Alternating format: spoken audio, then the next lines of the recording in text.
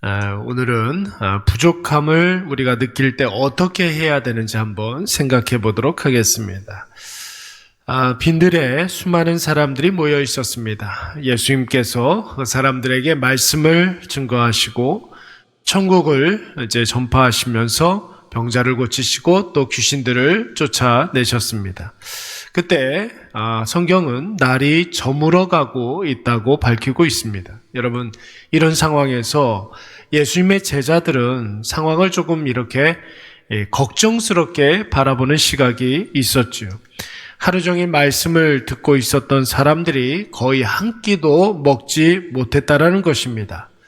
이제까지는 예수님의 말씀이 좋아서 예수님 곁을 떠나지 않은 백성들이지만 이제 배가 고파오고 먹는 문제가 해결되지 않으면 언제 어떻게 이 군중들이 폭도가 될지 모르는 그런 상황이기 때문에 그렇습니다.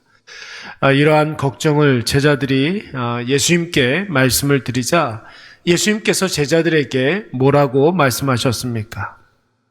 너희가 먹을 것을 주라, 이렇게 말씀하셨습니다.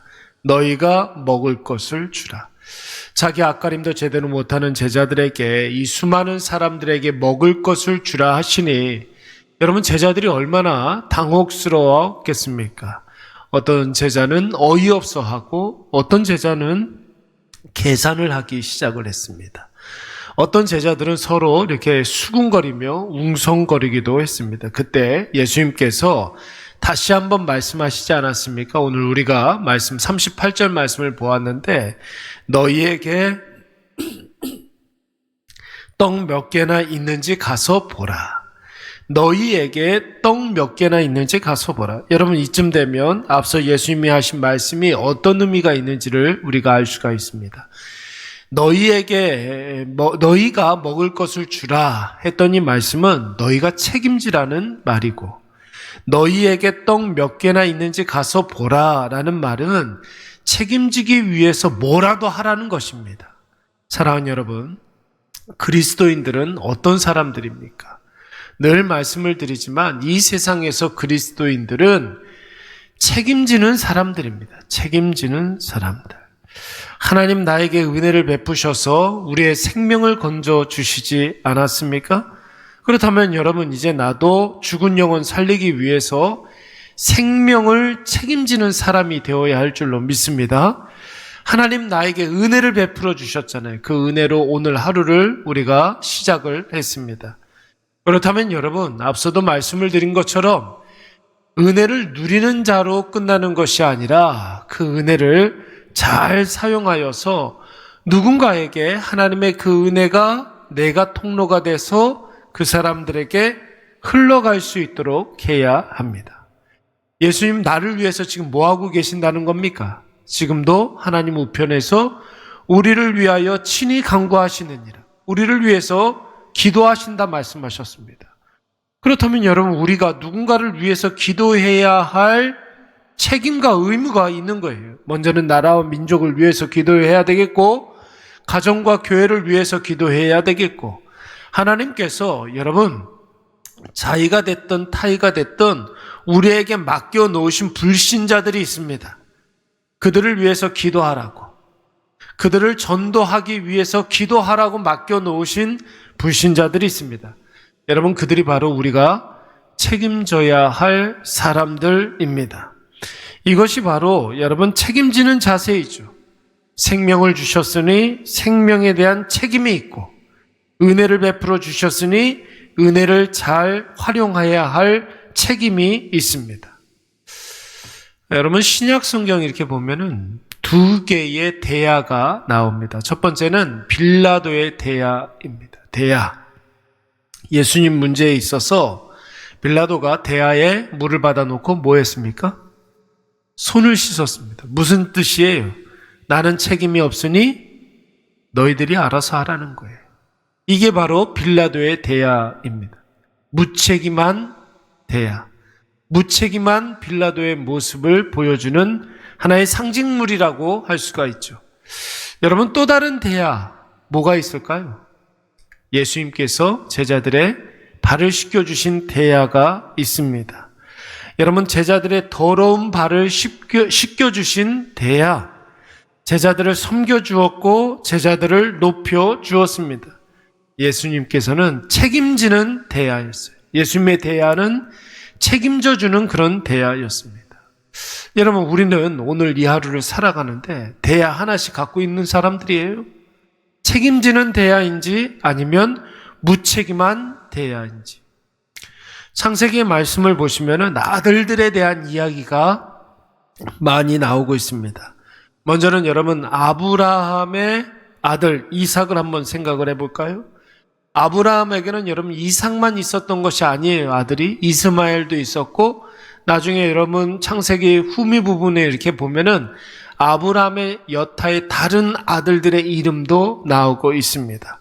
그런데 여러분, 유독 이삭이 아브라함의 언약을 이어갔습니다. 그 차이가 무엇이었을까요? 이스마엘과 이삭의 차이. 이삭은 책임지는 사람이었어요.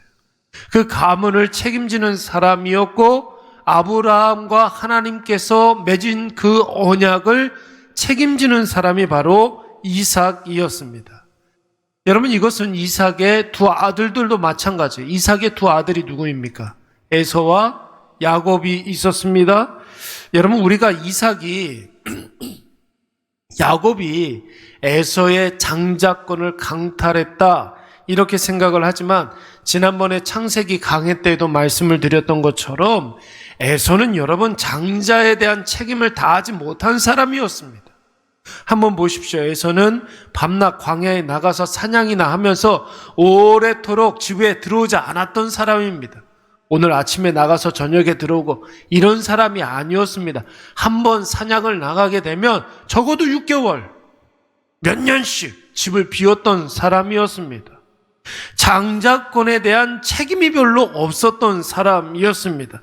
가나안 사람들과 어울려 다니면서 에서가 하는 일이라고는 바깥 일만 했어요. 그러나 야곱은 집에 머무르면서 집안 대소사를 어머니와 상의를 하면서 집안을 책임지는 사람이었습니다. 그러니까 야곱이 아브라함 때부터 이어오는 하나님의 언약을 야곱이 이어가지 않습니까? 책임지는 사람이었기 때문에 그런 것이에요.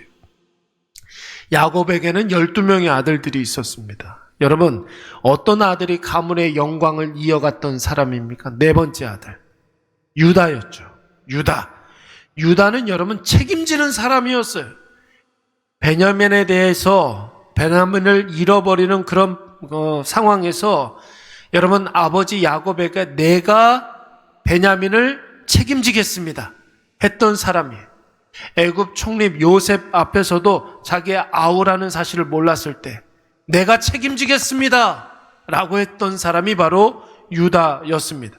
그러니까 여러분, 아브라함의 그 가문을 이어갈 수 있는 사람이 되는 거예요. 사사기 말씀에서도 여러분 가장 큰 두 개의 지파가 나오죠. 유다 지파와 에브라임 지파. 여러분, 유다 지파는 어떤 지파였습니까? 이 산지를 내게 주옵소서. 내가 그곳에 가서 그곳을 정벌하겠나이다. 여러분, 유다 지파는 책임지는 지파였어요. 그런데 여러분, 반면에 에브라임 지파는 여러분 어떻습니까? 전쟁만 일어나면 뒷공무니를 뺍니다. 자기는 책임이 없다고 이야기합니다. 그리고 전쟁에 나가서 승리하고 돌아오면 왜 나는 안 데리고 나갔느냐고 뒤에 가서 이야기하는 그런 지파가 바로 에브라임 지파입니다. 우리도 전리품을 나눠달라고. 왜 우리한테는 이야기를 안 했느냐고. 우리가 그리스도인으로서 이 세상을 살아갈 때 여러분, 뒤로 빼는 존재가 되면 안 됩니다. 선봉에 서서 여러분 책임지는 사람이 되어야 할 줄로 믿습니다. 그게 바로 그리스도인이에요. 물론 눈앞에 있는 문제는 만만치가 않아요. 여러분, 장정만 5,000명입니다. 장정만 5,000명이라는 것은 여러분 여자와 아이들까지 합해서 2만 명이 넘어간다는 뜻입니다. 여러분, 이 2만 명이 넘어가는 사람들을 어떻게 밥을 지어서 그들을 먹일 수 있겠습니까? 어디에서 빵을 구해서 그들을 먹일 수 있겠습니까? 그런데 여러분, 예수님께서 너희가 먹을 것을 주라 이렇게 말씀하셨다면 뭐라도 해야 한다라는 것입니다. 걱정부터 하고 염려부터 하면 안 된다는 것이죠. 결국은 여러분 도망자가 되고 은혜의 현장에서 은혜와 상관없는 사람이 되고 마는 거예요. 여러분 예수를 믿으면 책임지는 훈련을 해야 될 줄로 믿습니다. 하나님, 내가 먼저 한번 해보겠습니다. 하나님이 함께 하시면 능치 못함이 없습니다. 나는 안 되지만 하나님이 하시면 됩니다. 여러분 이런 정신으로 나아가면 나를 통해서 부족의 문제가 해결되고 연약함의 문제가 풀어질 줄로 믿습니다. 여러분 우리의 삶에 이 말씀을 한번 적용해 보십시오. 여러분 부모는 책임지는 사람 아닙니까? 그래서 자녀들이 다 장성하고 가정을 이루고 나갔어도 자녀들을 위한 그 손주들을 위한 기도를 멈출 수가 없는 거예요. 왜요?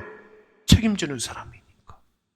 영적으로 책임지는 사람이니까 여러분 사랑하는 가족들과 자녀들을 위해서 여러분 기도할 수밖에 없는 거예요. 사업체를 운영하는 사장님들도 마찬가지예요. 내가 책임지지 않으면 여러분 사원들은 책임지지 않습니다. 그러니까 기도할 수밖에 없는 거죠. 그러니까 그 사업체를 위해서 헌신할 수밖에 없는 거예요. 그래서 여러분 사장은 계속해서 투자하는 자가 바로 사장인 것입니다.